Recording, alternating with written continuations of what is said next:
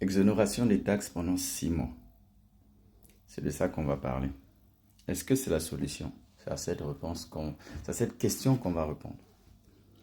Ce n'est pas une solution. Parce que supprimer les taxes pour dire une remontée du pouvoir d'achat pour une période de 6 mois, ça ne va pas résoudre le problème parce que les Gabonais seront toujours dans la précarité après 6 mois. Donc c'est comme si on chicotait quelqu'un et après on disait repose-toi un peu et après on reprend la chicote. Ce qui veut dire que ce n'est pas la solution. Il y a des mécanismes pour trouver des solutions et les solutions, ce n'est pas une baguette magique. On ne claque pas les doigts pour trouver des solutions à ce genre de problème.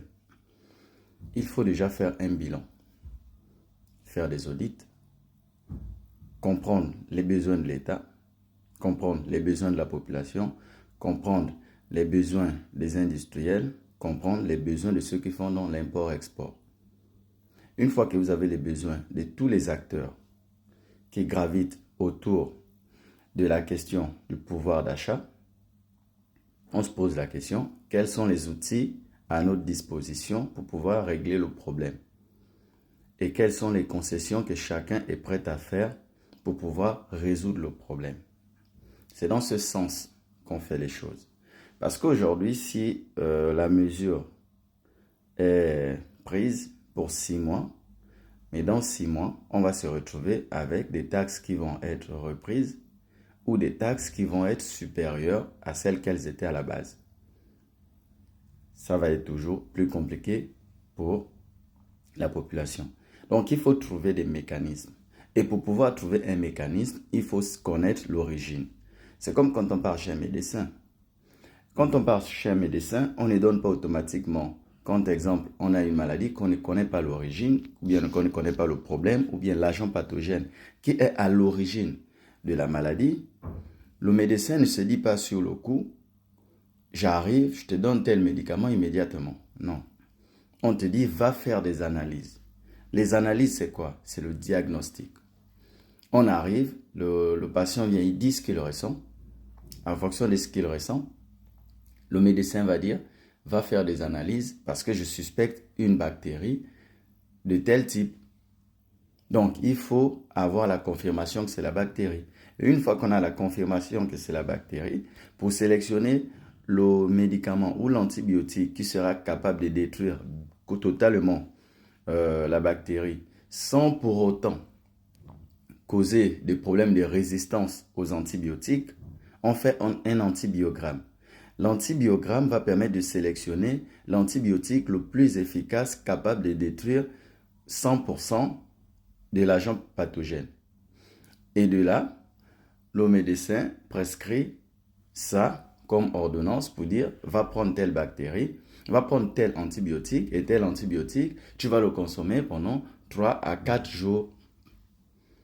Et là, le patient, lui, il récupère l'ordonnance, il part voir le pharmacien, il remet et le pharmacien lui donne le médicament et lui donne les préconisations. Bon, que le médecin avait déjà donné, il redonne encore les mêmes préconisations pour que la personne comprenne bien l'importance. Et il y a parfois des gens qui ne terminent pas le traitement. Et quand tu ne termines pas le traitement, la bactérie revient, mais plus violente qu'avant. Parce qu'elle a acquis la résistance face à l'antibiotique. Et quand la personne tombe malade, la personne va dire, bon, ok, je vais récupérer l'ordonnance qu'on m'avait donnée la dernière fois. Mais non, c'est le même agent pathogène, mais il n'a plus les mêmes facultés, il a évolué. C'est exactement le cas aujourd'hui pour le problème des taxes. Le problème des taxes, c'est ça.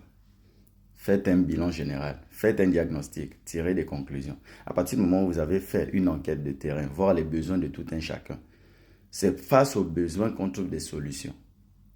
Et on ne trouve pas des solutions en se disant non, on va juste faire ça pour faire plaisir ou bien pour plaire à une personne pendant un certain temps. Il faut que la solution soit pérenne. Et ça évitera de refaire à chaque fois des allers et retours et de perdre de l'argent inutilement. Parce que quand on résout une problématique une fois, c'est résolu. On passe à autre chose. Mais si vous venez juste, vous voyez, il y a un trou, on va mettre une petite planche. Au lieu de mettre un vrai pont bien bétonné, solide, comme il se doit avec des poutres, de la ferraille, vous allez mettre une planche. Le problème, c'est que la planche va se casser très vite. Il va falloir remettre une autre planche, cassée, il va falloir remettre. Et à la base, tu aurais pu dépenser peut-être 1 million pour la réparation totale.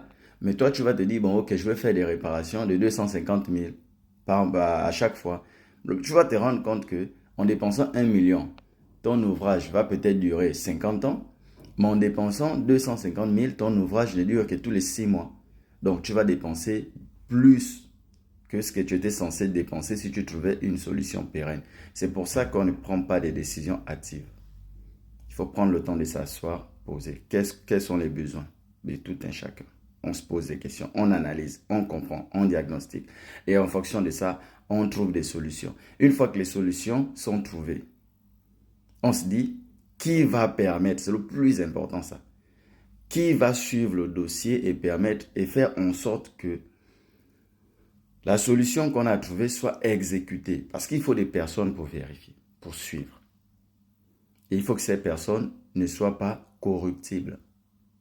Il faut des personnes sérieuses, avec une conviction et qui aiment le pays.